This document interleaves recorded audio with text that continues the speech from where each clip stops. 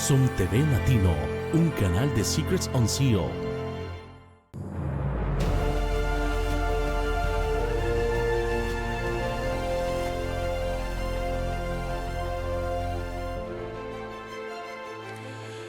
Muy buenas tardes, mis queridos hermanos, amigos, visitas. Estoy muy contento de poder compartir con ustedes este último tema de la serie que hemos estado trazando durante el transcurso de esta semana. Ha sido una bendición estar con ustedes. Hubiera sido mejor estar personalmente, pero lamentablemente por las circunstancias no ha sido posible, tal vez en un futuro, sino aquí, por lo menos en el reino. Hoy vamos a estudiar un tema muy importante, pero antes de hacerlo queremos pedir que Dios nos acompañe. Así que vamos a orar. Padre Celestial, venimos ante tu augusto trono.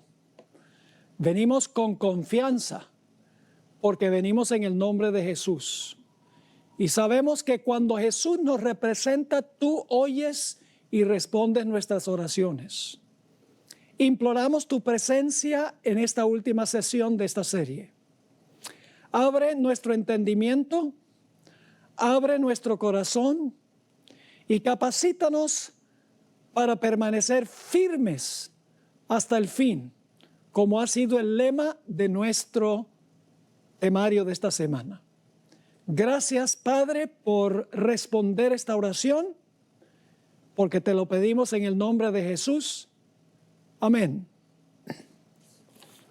Esta tarde vamos a estudiar una parábola del Señor Jesús. Esa parábola se encuentra en el Evangelio según San Lucas, el capítulo 18 y los versículos 1 al 8. Lucas 18, 1 al 8. Lo primero que voy a hacer es leer la parábola. Y voy a pedirles que por favor usen su imaginación para ubicarse en los detalles de la parábola. Es decir, como si estuvieran ustedes allí en estas circunstancias. Así que empiezo leyendo en Lucas 18:1.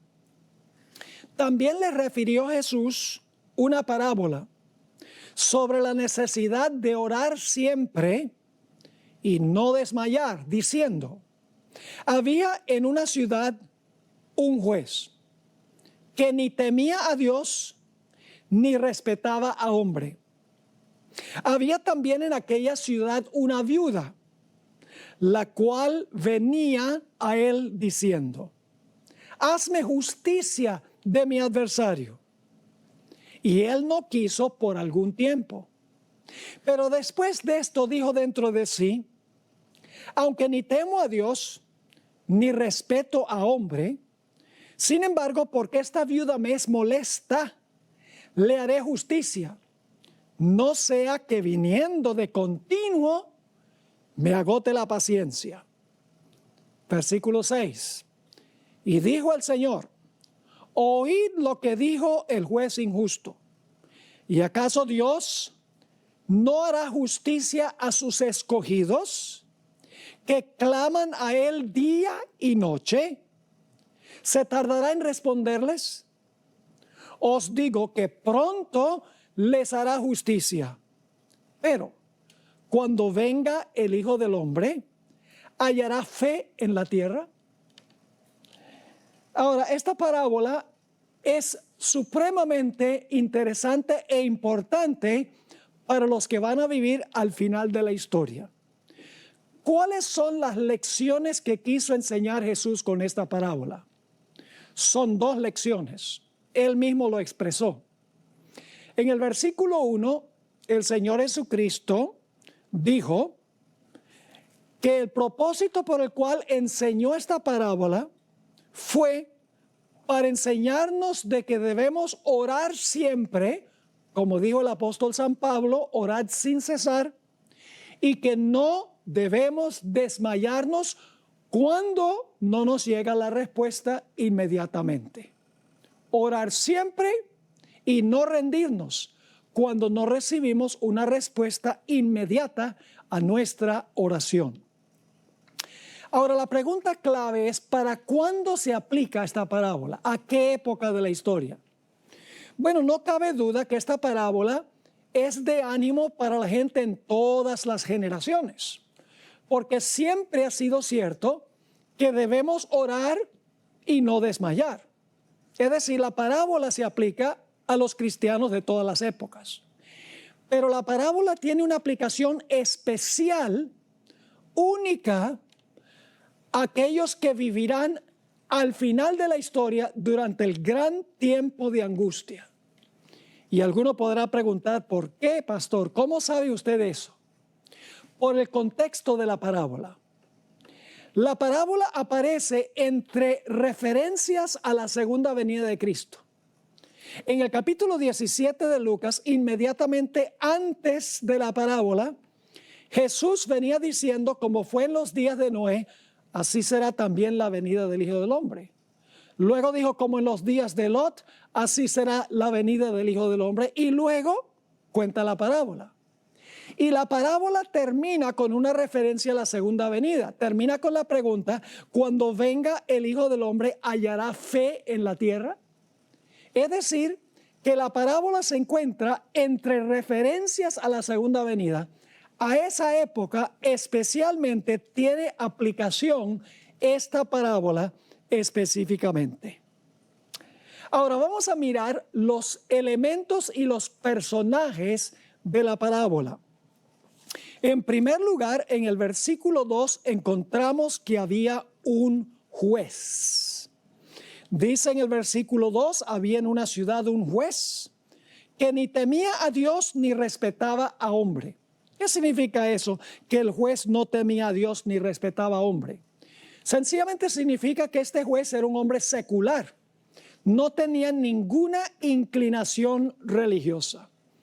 Desempeñaba su función sin ninguna connotación religiosa. Era una persona no necesariamente irreligiosa, pero una persona secular sin ninguna inclinación especial religiosa en la parábola. Luego tenemos una viuda. Sigue diciendo allí, había también en aquella ciudad una viuda. La parábola hace muy claro que esta viuda, podríamos decir, no tenía dónde caerse muerta. No tenía hijos, no tenía casa, lógicamente no tenía esposo, no tenía amigos, no tenía dinero. Su única esperanza radicaba en que el juez le hiciera justicia sobre su adversario. Esto nos lleva al versículo 3, a donde la viuda decía, hazme justicia de mi adversario. Ahora, los que han estudiado esta parábola, los eruditos que han estudiado esta parábola, han llegado a la conclusión de que cuando el esposo de esta mujer murió, tenía una deuda muy grande con un acreedor. Y cuando murió, como no había pagado la deuda con el acreedor, el adversario le quitó todo lo que tenía el esposo y dejó a la pobre viuda en la calle, sin dinero, sin apoyo, sin nada. Y luego tenemos en la parábola la persistencia de la viuda, el clamor constante de la viuda. Dice en Lucas 18:3 nuevamente que la viuda decía, hazme justicia de mi adversario. El versículo 3 dice, la cual venía a él diciendo, hazme justicia de mi adversario. Ahora, noten que dice que la viuda venía a él pidiéndole que hiciese justicia sobre su adversario. Ahora, el verbo venía es un infinitivo. Es decir, es un verbo que describe acciones habituales que ocurrieron en el pasado. Lo que quiere decir es que la viuda no vino una vez y se rindió, porque el verbo no dice que vino al juez, dice venía al juez, un infinitivo que significa que ella venía y venía y venía y venía hasta el punto de dejar fastidiado al juez. Esto lo vemos también en el versículo 5, a donde encontramos el fastidio del juez ante el constante clamor de la viuda. Dice el versículo 5, el juez: sin embargo, porque esta viuda me molesta, le haré justicia, no sea que viniendo de continuo me agote la paciencia. Es decir, la viuda era persistente y perseverante, no se rendía, seguía viniendo y viniendo y viniendo al juez, hasta el punto de finalmente fastidiar al juez, y él dice: voy a hacer lo que me pide la viuda para quitármela de encima porque ya me tiene molesto. Pero el juez no le respondió inmediatamente. Desde el primer momento que vino la viuda en adelante, el juez demoró por un tiempo en hacerle justicia a la viuda. En Lucas 18 dice que él no quiso por algún tiempo. Es decir, hubo una demora en esta historia en el juez hacerle justicia a esa viuda. Pero la parábola nos dice que finalmente el juez le hizo justicia. Dice así: pero después de esto dijo dentro de sí el juez: aunque ni temo a Dios, ni tengo respeto a hombre, sin embargo, porque esta viuda me es molesta, le haré justicia, no sea que viniendo de continuo me agote la paciencia. Y así fue que el juez finalmente le hizo justicia a la viuda después de una larga demora. La viuda finalmente recibió lo que le pertenecía a ella. Ahora, la pregunta clave es: ¿qué representa esta parábola? ¿Qué representan o simbolizan los detalles de esta parábola? Pues no tenemos que adivinar. Saben que algunas de las parábolas de Jesús, él nunca explicó su significado. Por ejemplo, en Mateo el capítulo 13 tenemos varias parábolas que Jesús contó la parábola y nunca la explicó. Como por ejemplo, la parábola de los pescadores que salieron, reunieron peces en su red y los trajeron y los separaron en la playa. Jesús no explicó qué significaba eso. La parábola del tesoro escondido. La parábola de la perla del gran precio. Ninguna de esas parábolas las explicó Jesús. Pero lo bueno es que esta parábola de Lucas 18, 1 al 8, Jesús explicó su significado, lo que la parábola significa. La explicación comienza en el versículo 6, después de contar la parábola. Dice en el versículo 6: y dijo el Señor: oíd lo que dijo el juez injusto. Lo que quiere decir esto, Jesús está diciendo: aprende la lección de esta parábola. El versículo 7 del capítulo 18 explica el significado de los personajes de la parábola. Dice en Lucas 18 y el versículo 7: ¿y acaso Dios no hará justicia a sus escogidos, que claman a Él día y noche?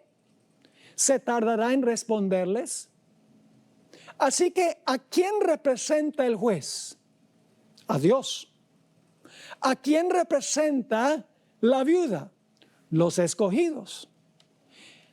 ¿A quién representa el hecho de la viuda clamar día y noche? Representa lo que van a hacer los escogidos. ¿Qué representa el hecho de que el juez le hizo justicia a la viuda? Significa que Dios finalmente le va a hacer justicia a sus escogidos. Ahora vamos a mirar un poco más detenidamente este asunto. El juez. El juez representa a Dios. Porque en la explicación Jesús dice: ¿y acaso Dios no hará justicia? El juez hizo justicia y luego Jesús dice: ¿acaso Dios entonces no va a hacer justicia también? El juez representa a Dios. Y yo sé que algunos están pensando y diciendo: pero Pastor Bor, ¿cómo es que un juez que no teme a Dios ni respeta a hombre, un juez secular que no tiene ninguna inclinación religiosa, puede representar a Dios? La respuesta es que el juez representa a Dios en una comparación a manera de contraste. Les voy a explicar cómo es este asunto. Lo que está diciendo Jesús es que si un juez secular que no teme a Dios ni respeta a hombre, contesta las plegarias de una viuda para quitársela de encima, ¿cuánto más Dios va a responder las plegarias de los escogidos porque los ama? El juez responde la plegaria de la viuda para quitársela de encima. Dios también responde la plegaria de los escogidos, pero no por quitárselos de encima, sino porque los ama. Ambos responden, pero por diferentes razones. Es decir, el juez representa a Dios. Ahora, ¿quién representa a la viuda? La viuda representa a los escogidos. Nuevamente Jesús dijo, ¿acaso Dios no hará justicia a sus escogidos? Así que el juez hace justicia a la viuda y Jesús dice que Dios va a hacer justicia a sus escogidos. Los escogidos son representados por la viuda, en otras palabras. Ahora, ¿qué representa una mujer simbólicamente en la Biblia? Yo creo que todos los que están escuchando, por lo menos la vasta mayoría, saben lo que representa una mujer simbólicamente en la Biblia. Una mujer representa la iglesia. Si es una mujer pura, como en Apocalipsis 12, representa una iglesia pura. Si es una mujer ramera, como en Apocalipsis 17, representa una iglesia que ha apostatado, una iglesia que se ha prostituido. Pero ahora les voy a hacer una pregunta que probablemente nadie les ha hecho nunca. Y es, si una mujer pura representa una iglesia pura, una mujer ramera representa una iglesia caída, una iglesia apóstata. Pero ¿qué representa una iglesia o una mujer viuda? ¿Qué representa el hecho de que esta mujer es viuda? Claramente, la viuda que no tiene ningún apoyo humano representa la iglesia final que va a pasar por una situación donde no hay circunstancias normales. Representa una iglesia que va a ser oprimida y destituida por un adversario. Una iglesia que carece de todo apoyo humano. Una iglesia saqueada por el adversario. Una iglesia que está pasando por un tiempo de angustia cual no se ha visto jamás en la historia del mundo, donde la iglesia, los fieles, los escogidos, perderán todo apoyo humano. Noten Mateo 24 y el versículo 21, el versículo 22 y luego el versículo 24. ¿Cuándo van a vivir los escogidos? Esa es una pregunta muy importante. ¿Cuándo van a vivir los escogidos? El Señor Jesucristo explicó cuándo van a vivir los escogidos. Si ustedes recuerdan, nuestros primeros dos temas tuvieron que ver con Mateo el capítulo 24. Y allí estudiamos en cuanto a la tribulación del versículo 9 y la gran tribulación, el tiempo de angustia, empezando en el versículo 21. Vamos a leer los versículos 21 y 22 y luego el 24. Dice aquí, porque habrá entonces gran tribulación, cual no la ha habido desde el principio del mundo hasta ahora, ni la habrá. Y si aquellos días, es decir, de la gran tribulación, no fuesen acortados, nadie sería salvo. Ahora escuchen bien, mas por causa de los escogidos, aquellos días serán acortados. ¿Cuándo van a vivir los escogidos? En la gran tribulación. Esta parábola se aplica a la iglesia en medio de la gran tribulación. El versículo 24 dice, porque se levantarán falsos cristos y falsos profetas, y harán grandes señales y prodigios, de tal manera que engañarán, si fuere posible, aún a los mismos escogidos.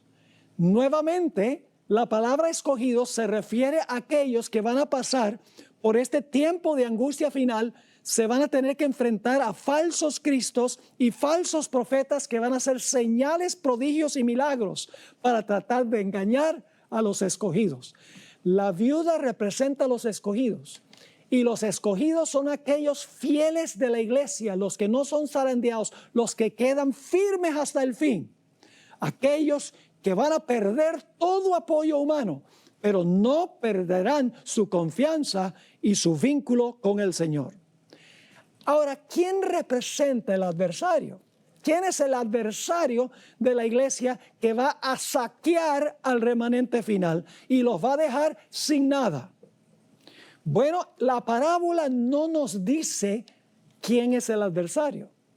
Por eso tenemos que ir a otras partes de la Biblia para ver quién es el adversario, a donde se usa la misma palabra adversario, la palabra griega antidikon.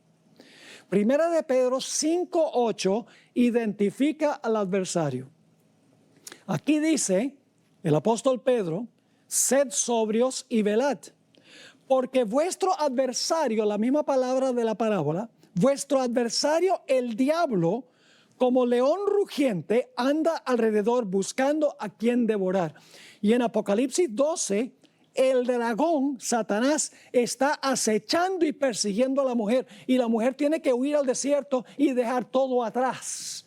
Es decir, el adversario que va a saquear a los fieles, al remanente fiel, los va a dejar sin nada, sin familia, sin amigos, sin posesiones, sin casas, sin carros, sin dinero, sin libertad, inclusive en la cárcel. Es Satanás. ¿Y qué va a hacer el pueblo de Dios durante ese tiempo? Bueno, el Señor Jesucristo dice que van a clamar día y noche para que Dios los libre de su adversario. Esa palabra clamar que se usa aquí en la parábola es una palabra muy fuerte, muy intensa en el idioma griego. Por ejemplo, se usa en Hechos 8 y el versículo 7 para describir a los espíritus inmundos que clamaban a gritos cuando los apóstoles los echaban. Se usa en Lucas 9 y el versículo 38, a donde un padre clama a Jesús para que sane a su hijo endemoniado. Y es la palabra que se usa en Mateo 27:46, a donde Jesús clama a gran voz: Dios mío, ¿por qué me has desamparado? Es decir, el clamor de los escogidos durante ese tiempo será un clamor intenso, a voz en cuello, rogándole a Dios que los libre de su adversario, que los ha saqueado y los ha dejado sin nada. Pero va a haber una demora, porque la parábola dice que van a clamar a Dios día y noche. Quiere decir que va a haber una demora en Dios responder a las plegarias de los escogidos. La parábola termina con una pregunta diciendo: ¿aun cuando Dios se demore en responderles? Esa es una forma de traducir esta parte de la parábola, que es: ¿aun cuando Dios se demore en responderles? Me gusta más la traducción que aparece en otras versiones. Por ejemplo, la Biblia de Jerusalén traduce así: ¿y acaso Dios no hará justicia a sus escogidos, que claman a Él día y noche, aun cuando se demore en ayudarlos? La versión de Weymouth traduce así: ¿y acaso Dios no hará justicia a sus escogidos, que claman a Él día y noche, aun cuando se demore en hacerles justicia? Claramente va a haber una demora. El gran comentarista presbiteriano Albert Barnes escribió lo siguiente en cuanto a la demora. Leo: aun cuando el Señor se demora largo tiempo en vengarlos y prueba al máximo su paciencia, al fin los vengará. Prueba la fe de ellos, les permite que sufran persecuciones y pruebas por largo tiempo, hasta que parezca que Dios no se interpondrá. No obstante, Él lo hará y los librará. Así que hemos visto que el juez representa a Dios. La viuda representa a los escogidos que van a pasar por el tiempo de angustia final. El adversario que va a saquear a los fieles representa a Satanás. El clamor de la viuda es el clamor de los que van a pasar por la gran tribulación, el tiempo de angustia final, cual no se ha visto en la historia del mundo. La demora representa el hecho de que en el tiempo de angustia Dios no va a librar a su pueblo inmediatamente. Y claro, esto nos lleva a preguntar, si Dios ama a su pueblo, ¿por qué es que Dios no responde sus plegarias inmediatamente y los libra para que no tengan que pasar por la gran tribulación? Hay dos razones. La primera razón tiene que ver con la formación de su carácter. Dios quiere desconectar a los escogidos de todo aquello sobre lo cual dependen en este mundo. Sucede como Enoc. Enoc caminó con Dios, dice la Biblia.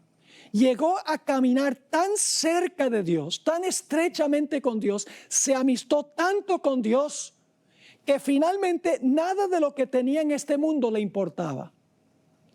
Claro, le importaba alcanzar las almas para Jesús, dándoles buen ejemplo y enseñándoles palabras, pero materialmente Enoc ya no estaba conectado con este mundo y por lo tanto Dios le dijo a Enoc, Enoc, ya tú no tienes nada que hacer ahí en ese planeta, porque aunque tu cuerpo está allá, tu corazón está acá. Ven, te voy a llevar acá para que sigamos caminando por la eternidad sobre la calle de la Nueva Jerusalén. Esa será la generación final. Dios, a través de esta tribulación, quiere desconectar a su pueblo de todo aquello sobre lo cual dependen aquí, que aprendan a depender completamente del Señor, que su carácter sea refinado en el fuego.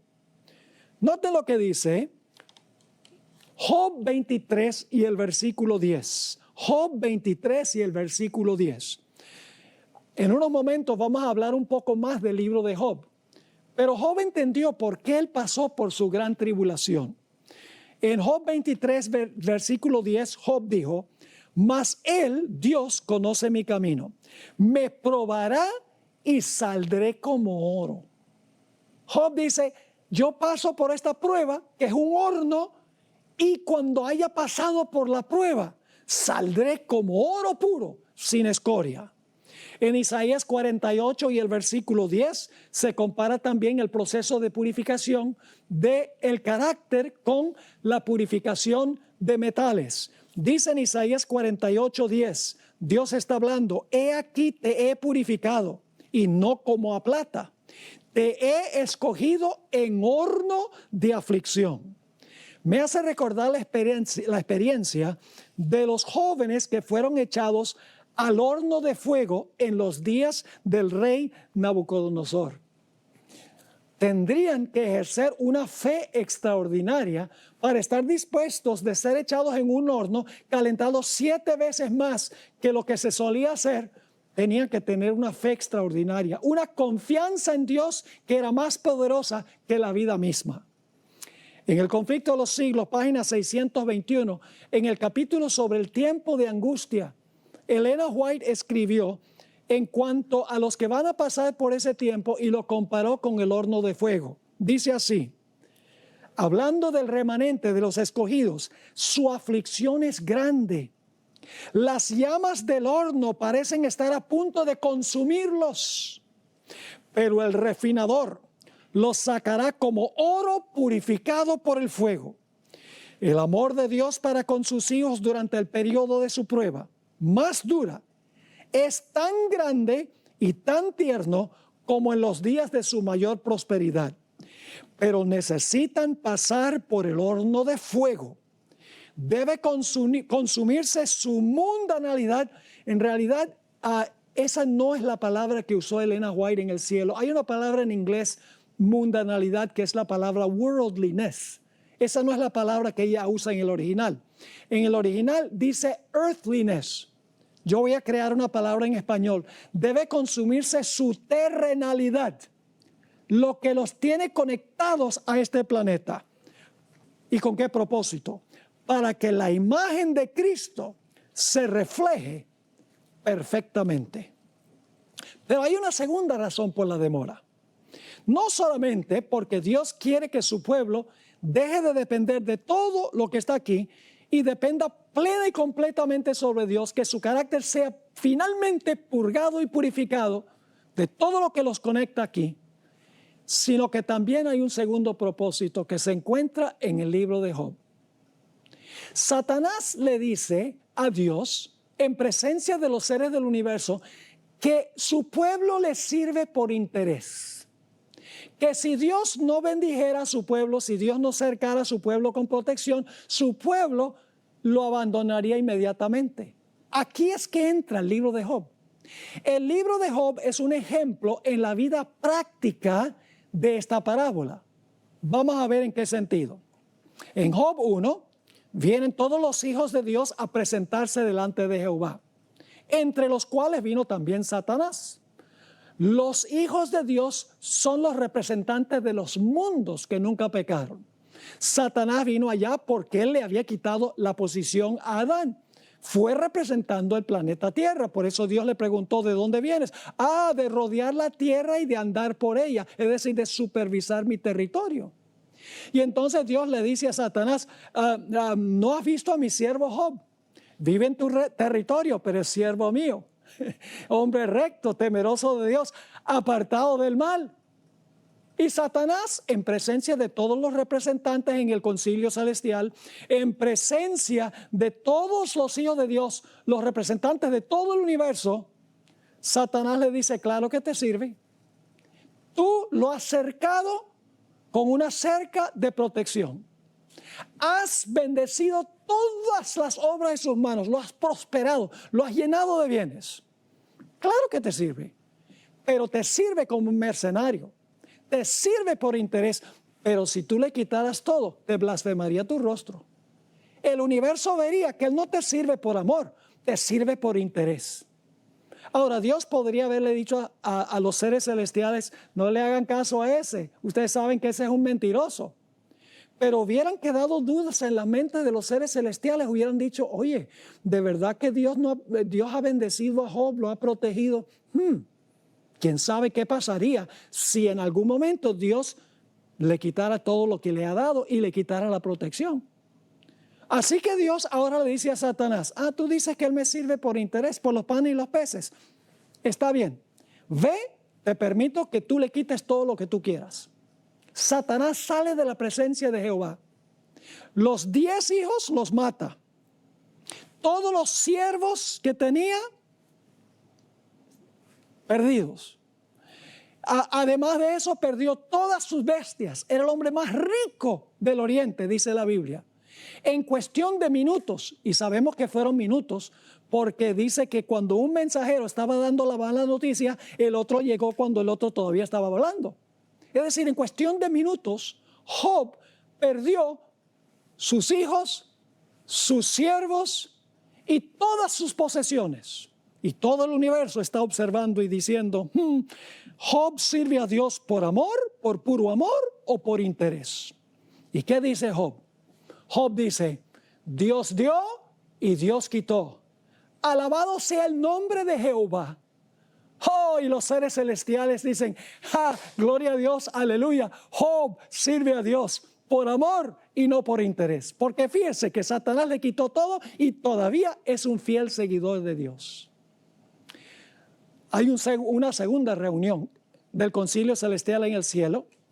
Van los representantes del universo allí a ese concilio, entre los cuales va también Satanás representando el planeta Tierra. Y ahora Dios le dice, ¿de dónde vienes? De rodear la tierra y de andar por ella.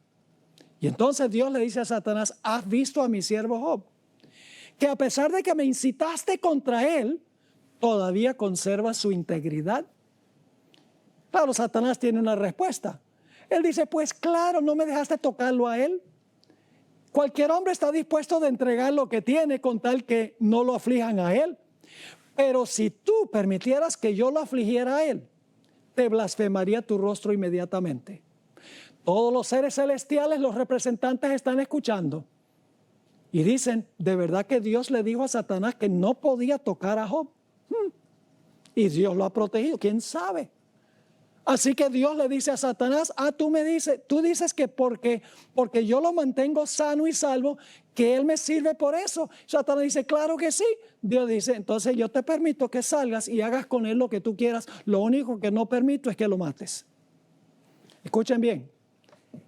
La generación final, los escogidos que van a pasar por el tiempo de angustia, Dios permitirá que sean probados al máximo. Perderán todas sus posesiones. Además de eso, Satanás tendrá la opción de encarcelarlos, de oprimirlos y posiblemente inclusive de enfermarlos. Pero ningún fiel de Dios morirá durante ese tiempo de angustia, porque la historia de Job es una ilustración de lo que va a pasar con los escogidos en la gran crisis final. Así que Satanás sale de la presencia de Jehová. Los seres celestiales están observando para ver qué va a pasar. Y Satanás aflige a Job con una llaga maligna desde la mollera de la cabeza hasta la planta del pie. Tan terrible era que tenía que rascarse con una teja, indudablemente desfigurándose. ¿Qué ha perdido Job? Ha perdido a todos sus hijos, ha perdido su casa, ha perdido a sus siervos, ha perdido sus posesiones y ahora ha perdido la salud. Pero Job, según el capítulo 2, se mantuvo íntegro y fiel al Señor. Los seres celestiales dijeron, gloria a Dios, Job sirve a Dios por puro amor. Y ahora la esposa de Job lo va a desamparar. La esposa le dice, ¿aún conservas tu integridad, Job, cuando Dios te está haciendo esto?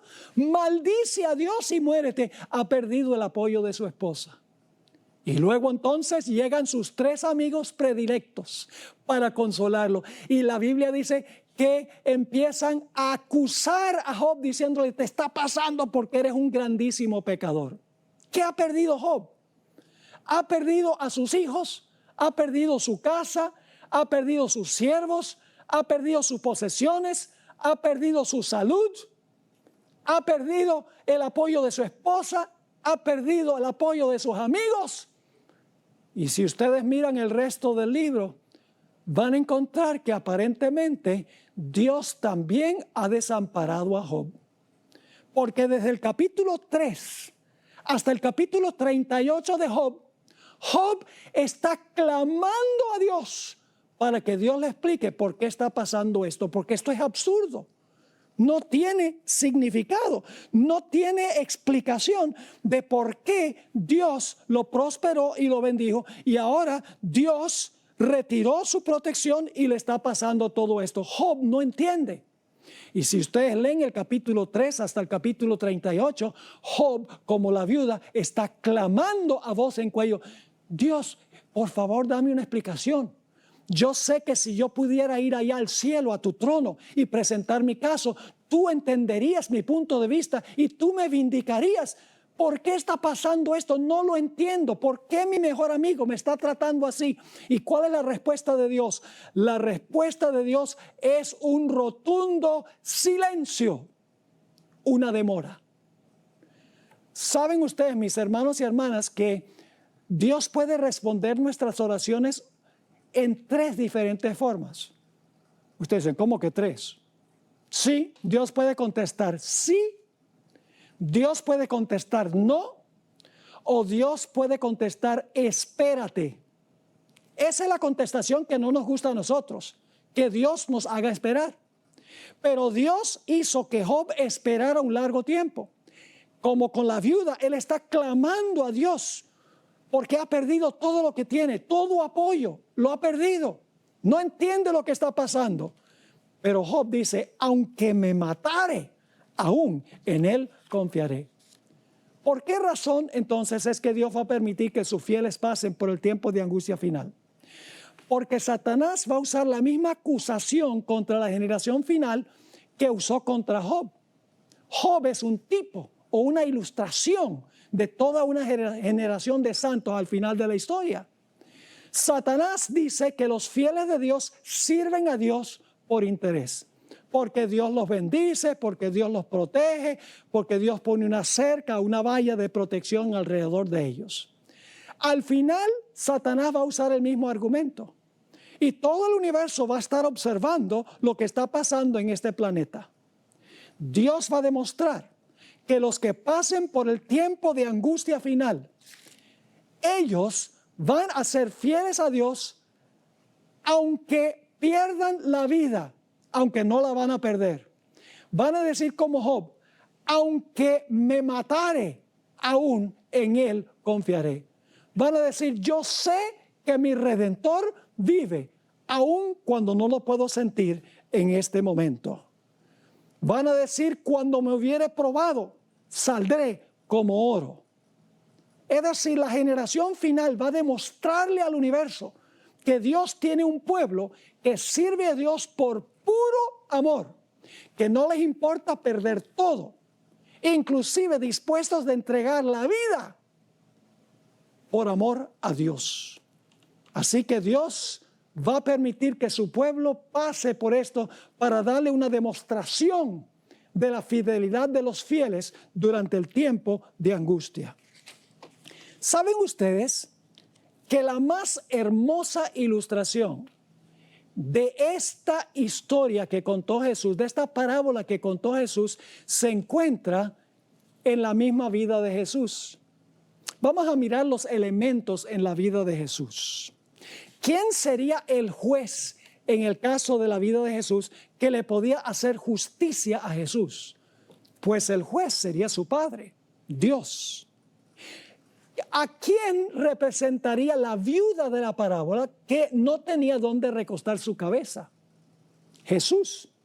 Él mismo dijo, las zorras tienen guarida y las aves nido, el Hijo del Hombre no tiene dónde recostar la cabeza. Y cuando Jesús colgó en la cruz del Calvario, el Señor Jesucristo no tenía nada, ni siquiera la ropa la tenía puesta. Así que el escogido de la parábola es Jesús. ¿Quién es el adversario? El adversario en el caso de Jesús, es Satanás, quien le quitó todo a Jesús lo que tenía. En el huerto del Getsemaní nos dice que Jesús comenzó a entristecerse y angustiarse en gran manera. 3 veces en el huerto le rogó a su padre, fíjense la demora, le ruega a su padre que si es posible le quite la copa de su angustia, porque está pasando por un terrible tiempo de angustia, sudando grandes gotas de sangre. ¿Cuál fue la respuesta de su padre? La respuesta de su padre fue silencio rotundo. En la cruz del Calvario Jesús clamó, Dios mío, ¿por qué me has desamparado? Es decir, en el caso de Jesús, el Padre se demoró en responder a las plegarias de Jesús. Hubo una demora. Así que en el caso de Jesús, el juez es Dios el Padre. El escogido es el Señor Jesucristo. El adversario que saquea a Jesús es Satanás. El tiempo de angustia es el tiempo de angustia que pasó Jesús en el Getsemaní y en la cruz. La demora es que el Padre no le respondió inmediatamente.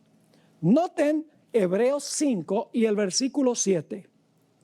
Y Cristo, en los días de su carne, es decir, mientras estuvo en esta tierra como ser humano, ofreciendo ruegos y súplicas, con gran clamor y lágrimas.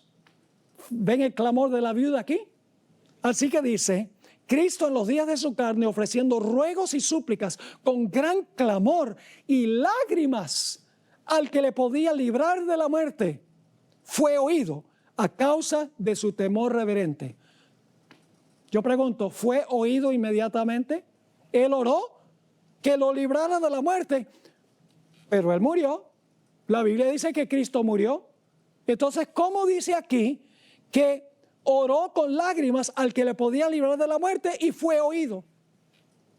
¿Cuándo fue oído Jesús? Mis queridos hermanos y amigos, después de la demora. Noten Hebreos 5 y el versículo 8, ¿por qué Dios permitió que Jesús pasara por esta experiencia? Dice allí en Hebreos 5 y el versículo 8, y aunque era hijo, por lo que padeció, aprendió la obediencia. Ahora, no significa que Jesús fue desobediente en algún momento. Jesús nunca fue desobediente. Jesús siempre fue obediente a su Padre.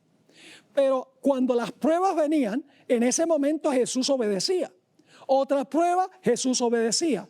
Otra prueba, Jesús obedecía. El Padre permitió que Jesús pasara por estas circunstancias, según dice el libro de Hebreos, para que aprendiera a depender de su Padre, aún habiendo perdido todo. Ese es el caso de los fieles que van a pasar finalmente por el tiempo de angustia. Ahora le pregunto, ¿Dios finalmente le hizo justicia a Job? Ustedes saben que sí, que al final del libro, Dios le dio el doble de lo que había tenido antes. Dios le hizo justicia sobre su adversario. Yo pregunto, ¿Dios el Padre, el juez, le hizo justicia a Jesús? Se demoró, Cristo murió, pero hubo un momento en que el Padre libró a Jesús de la muerte, como Jesús había clamado. Noten esta cita en la revista Youth Instructor, mayo 2, 1901. Escuchen cuidadosamente lo que dice el Espíritu de Profecía. Aquel que murió por los pecados del mundo debía permanecer en la tumba por el tiempo establecido.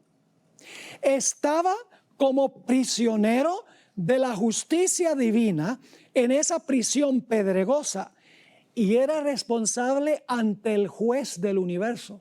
¿Qué era Jesús? ¿Responsable ante quién? Responsable ante el juez del universo. Dice que estaba como prisionero de la justicia divina ahí en el sepulcro. Sigue la cita. Estaba llevando sobre sí los pecados del mundo y solo su Padre lo podía soltar. Yo pregunto, ¿el Padre lo soltó? ¿Cómo no? Ahora, yo sé que algunos están diciendo, pero Pastor Bor, ¿cómo es que el Padre lo soltó? ¿Acaso el Señor Jesucristo no resucitó por la vida que estaba en Él? Noten el capítulo 10 del Evangelio según San Juan, el capítulo 17 y 18. Porque aquí claramente dice en el texto que leímos que solo su Padre lo podía soltar. Es decir, si el Padre no lo hubiera llamado al sepulcro, Jesús hubiera quedado en el sepulcro. Y ustedes dicen, ¿cómo es eso? Lo que pasa es que a veces la gente no lee los pasajes o los textos completos. La gente lee el versículo 17 y 18 de Juan 10, pero se les olvida la última parte del versículo 18. Dice en el versículo 17, Jesús está hablando, por eso me ama el Padre, porque yo pongo mi vida para volverla a tomar. Nadie me la quita, sino que yo de mí mismo la pongo. Tengo poder para ponerla. Ahora escuchen bien. La palabra poder ahí, la traducción poder no es una buena traducción. Hay una palabra poder en griego que es la palabra dunamis, de donde viene nuestra palabra dinamita. Esa no es la palabra aquí. La palabra aquí es exousia, que significa autoridad. Así que Jesús dice, tengo autoridad para poner mi vida y tengo autoridad para volverla a tomar. ¿De dónde recibió Jesús o de dónde sacó Jesús la autoridad para resucitar? Hay que leer la última parte del versículo 18. ¿De dónde recibió Cristo su autoridad para resucitar? Dice, este mandamiento recibí de mi Padre. Ahora déjeme dramatizar lo que sucedió. Muy temprano, el primer día de la semana, esto lo describe el Espíritu de Profecía, descendieron dos ángeles del cielo. Uno de los ángeles removió la piedra, el otro ángel se paró delante del sepulcro y con una voz que sacudió la tierra y rajó las piedras, dijo, oh Hijo de Dios, tu Padre te llama. En ese momento Jesús salió del sepulcro por la vida que estaba en él. Jesús es la resurrección y la vida, pero salió del sepulcro solo después que su Padre a través de un ángel lo llamara del sepulcro. Es decir, cuando el Padre le autorizó a Jesús, Jesús salió del sepulcro por la vida que estaba en él. Pero fue por autoridad de su Padre, lo dice claramente, este mandamiento recibí de mi Padre. Allí finalmente el Padre respondió la plegaria persistente e insistente de Jesús. No, el Padre no lo libró de morir, pero lo libró de la muerte en la mañana de la resurrección. Ahora, ¿Saben ustedes que la experiencia de Jesús se va a repetir en su pueblo? Quiero leerles una cita que no está en español hasta donde yo sepa, yo la busqué. Está en la Review and Herald, abril 14, 1896, a donde la sierva del Señor dice que nosotros vamos a pasar por la misma experiencia por la cual pasó el Señor Jesús. Voy a leerles esa cita ahora. Las fuerzas de las tinieblas se unirán con agentes humanos. ¿Quiénes son las fuerzas de las tinieblas? Satanás y sus ángeles. ¿Se van a unir con quiénes? Se van a unir con agentes humanos que se han entregado al control de Satanás. Y ahora viene la parte clave. Y se revivirán las mismas escenas que ocurrieron cuando Jesús fue juzgado, rechazado y crucificado. Se va a repetir eso. Ya no con Jesús, sino con el pueblo de Jesús, con el cuerpo de Cristo. Sigue diciendo, al entregarse a las influencias satánicas, los hombres se transformarán en demonios. Y aquellos que fueron creados a imagen de Dios, los que fueron formados para honrar y glorificar a su Creador, se convertirán en habitación de dragones. Y Satanás verá en una raza apóstata su obra maestra de maldad. ¿Cuál es esa obra maestra de maldad que va a mostrar a Satanás en una raza apóstata? Seres humanos que reflejan su propia imagen. Es decir, al final de la historia va a haber dos grupos. Un grupo que refleja perfectamente la imagen de Jesús y otro grupo que refleja perfectamente la imagen de Satanás. ¿Pueden ustedes imaginarse cómo será este mundo cuando todos los impenitentes están bajo el control de Satanás? Los vientos ya no son retenidos, se le da rienda suelta a Satanás, solo que Dios dice, puedes hostigar a mi pueblo, puedes hostigar a los escogidos, puedes probarlos al máximo, pero no te permito que mates a ninguno de ellos. Hermanos y hermanas, en este tiempo es que nosotros tenemos que formar esa dependencia sobre nuestro Dios. Porque cuando lleguemos a ese momento, si no hemos aprendido a depender de Dios, si no hemos aprendido a confiar en Dios, en ese tiempo no vamos a permanecer firmes. En el Conflicto de los Siglos, página 619 y la página 621, Elena White escribió, en cuanto a los que van a pasar por el tiempo de angustia, aunque sufren la ansiedad, el terror y la angustia más desesperantes, no dejan de orar. Como la viuda, echan mano del poder de Dios, como Jacob se aferró al ángel, y de sus almas se exhala el grito, no te soltaré hasta que me hayas bendecido. En la página 621, Elena White escribió, los tiempos de apuro y angustia que nos esperan requieren una fe capaz de soportar el cansancio, la demora, el hambre. Una fe que no desmaye a pesar de las pruebas más duras. Ahora, ¿cuándo desarrollamos esa fe? Termino la cita. El tiempo de gracia, eso es ahora, el tiempo de gracia les es concedido a todos a fin de que se preparen para aquel momento. Su fe no decae si sus oraciones no reciben inmediata contestación. ¿Qué fue lo que mantuvo a Jesús fiel en su terrible crisis? En el Deseo de todas las gentes, página 704, esta es una cita que tengo antes en mis notas, que pasé por alto, pero ahora lo voy a leer. Deseo de todas las gentes, página 704, Elena White escribió en cuanto a qué fue lo que sostuvo a Jesús en su crisis. Dice lo siguiente, entre las terribles tinieblas, aparentemente abandonado de Dios, fíjese, aparentemente abandonado de Dios, Cristo había vaciado las últimas heces de la copa de la desgracia humana. En esas horrorosas horas, había confiado en la evidencia que antes recibiera de que era aceptado de su padre. Conocía el carácter de su padre, comprendía su justicia, su misericordia y su gran amor. Y mientras sumiso se confiaba a Dios, desapareció la sensación de haber perdido el favor de su padre. Por la fe, Cristo venció. Este tiempo de gracia nos es concedido para aprender a depender sobre nuestro Dios. A veces, hermanos y hermanas, nosotros dependemos sobre nuestras emociones, sobre nuestros sentimientos, nuestro sentir.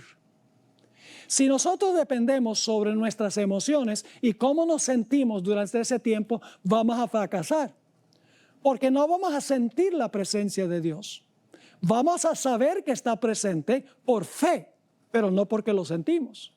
Nos guiamos demasiado, hermanos y hermanas, por la forma en que nosotros nos sentimos. Si nos sentimos mal, renegamos de Dios y ¿por qué me está pasando esto? Si las cosas van bien, ay, Dios es tan bueno, mire cómo Dios me bendice. Pero no debemos depender sobre nuestras emociones, porque va a venir el momento en que nuestras emociones nos van a decir que Dios nos abandonó. Todas las circunstancias van a indicar de que Dios no está presente con nosotros, porque el remanente final lo perderá todo. Por eso tenemos que dejar de ser materialistas. No podemos ser como la esposa de Lot, que estaba enamorada de todo lo que tenía en Sodoma y miró hacia atrás y se convirtió en una columna de sal. Nosotros, hermanos y hermanas, no podemos caer en esa trampa. Nuestro hogar está en el cielo. Nuestra vivienda está en el cielo. Las bendiciones de Dios están para nosotros en el cielo, pero tenemos que pasar por un tiempo de angustia cual nunca se ha visto y tendremos que depender sola y exclusivamente sobre Dios y no sobre nada más.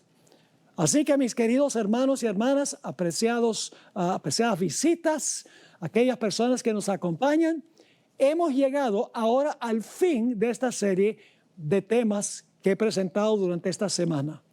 Es mi oración que nosotros podamos vivir de acuerdo al lema que nosotros hemos adoptado para esta serie de conferencias. Firmes hasta el fin. Que nada ni nadie pueda separarnos del amor de Dios que es en Cristo Jesús, nuestro Salvador. Es mi oración que aprendamos no a depender sobre lo que tenemos, sobre nuestras emociones, sobre la forma que nos sentimos, sino que aprendamos a depender única y exclusivamente sobre Jesús y que aun cuando no sintamos su presencia, por fe sepamos que Él está allí, nos está acompañando, aún en valle de sombra de muerte, está con nosotros y no temeremos mal alguno porque Él estará con nosotros hasta el fin. Esa es mi oración para cada uno de los que han sintonizado esta serie esta semana.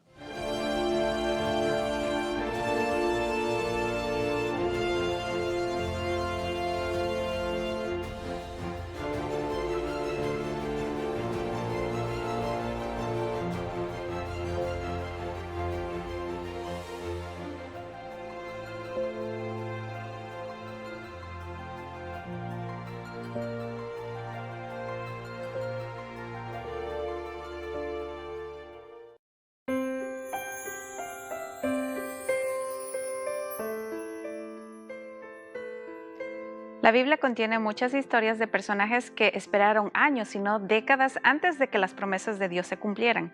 Por ejemplo, el monarca David, quien era el heredero elegido al trono de Israel, pero pasó años esquivando la persecución del rey Saúl.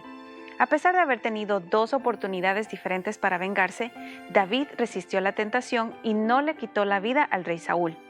Prefirió seguir el plan de Dios para su coronación en vez de deshonrar al Señor matando al rey. No solo logró su objetivo con su paciencia, sino que también entendió que la dirección de Dios era siempre la mejor. Nosotros también podemos contar con que seremos bendecidos si sabemos esperar y tener paciencia. Recordemos que la paciencia es un don de Dios.